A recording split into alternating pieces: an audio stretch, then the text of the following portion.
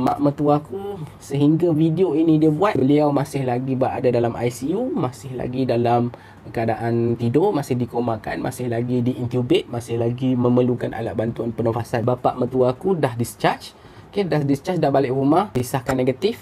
Kerana walaupun beliau, bapa mertua aku umur 60, walaupun beliau umur 60 tapi beliau simptom dia ringan. Sebab apa? Sebab dia divaksin.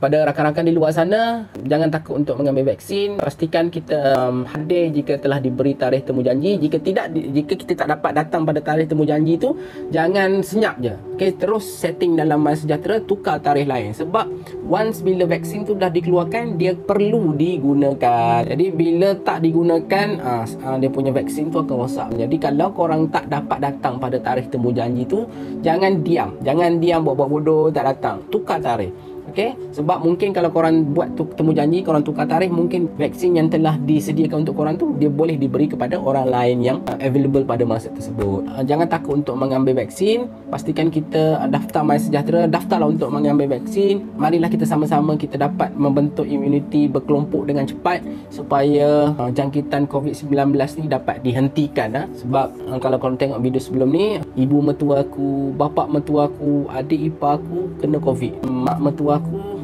sehingga video ini dia buat, beliau masih lagi berada dalam ICU, masih lagi dalam keadaan tidur, masih dikomakan, masih lagi diintubate, masih lagi memerlukan alat bantuan pernafasan sehingga sekarang. Alhamdulillah, bapa mertua aku dah discharge, dah discharge, dah balik rumah, disahkan negatif.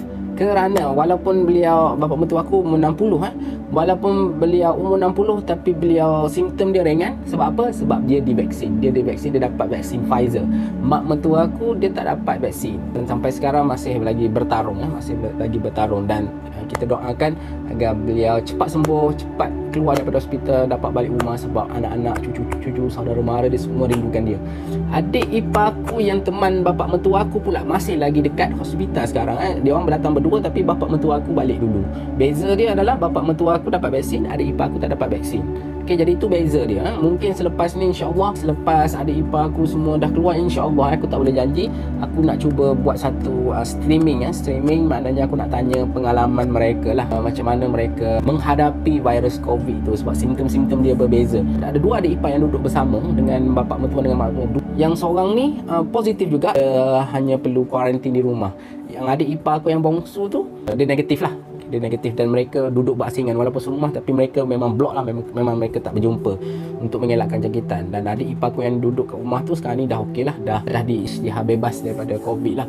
Cuma sekarang ni yang masih di hospital sehingga video ni dirakam adalah adik ipar aku dan juga mak mertua aku. Adik ipar aku duduk di ward COVID lah tapi tak kena intubate. Mak mertua aku je sekarang ni, sampai sekarang dah masuk hari ke-11 dia di intubate. Saya harap beliau kuat dan dapat sembuh seperti sedia kala.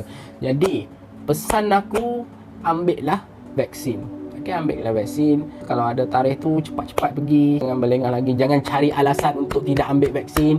Jangan percaya kepada dakyah-dakyah yang mengatakan vaksin tu ada chip lah, vaksin tu ada ni lah, vaksin tu ada tu lah. Okey, untuk makluman korang, virus COVID ni real lah.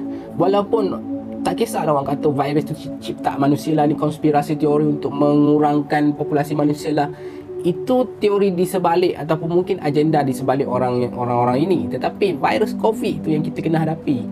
Okey, sebab bila virus tu menjangkiti kita, kalau kita kata oh ni virus ni teori konspirasi, virus tu dia akan masuk juga. Okey, dia takkan kata oh kau orang percaya teori, okey aku tak serang kau.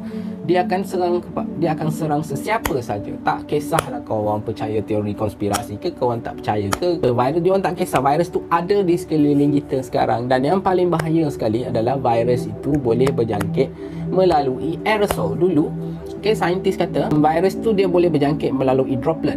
Droplet bila kita keluar air liur ni, droplet ni dia boleh sampai, bila kita bersin, partikel-partikel air liur tu boleh sampai sehingga 1 meter.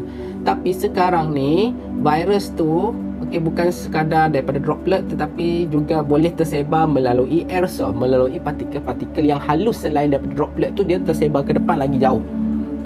Jadi walaupun korang duduk jarak 1 meter pun, risiko untuk mendapat jangkitan tu tetap ada. Okay, jadi untuk mengelakkan risiko ini, pastikan kita dilindungi. Isunya sekarang adalah perlindungan ataupun pendinding diri kita.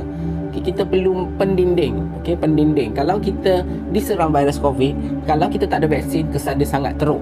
Kalau kita ada vaksin, bila diserang virus COVID, ya kita akan masih mendapat serangan COVID tu, tetapi dia punya kesan tu tidaklah seteruk jika tidak mengambil vaksin. Okey.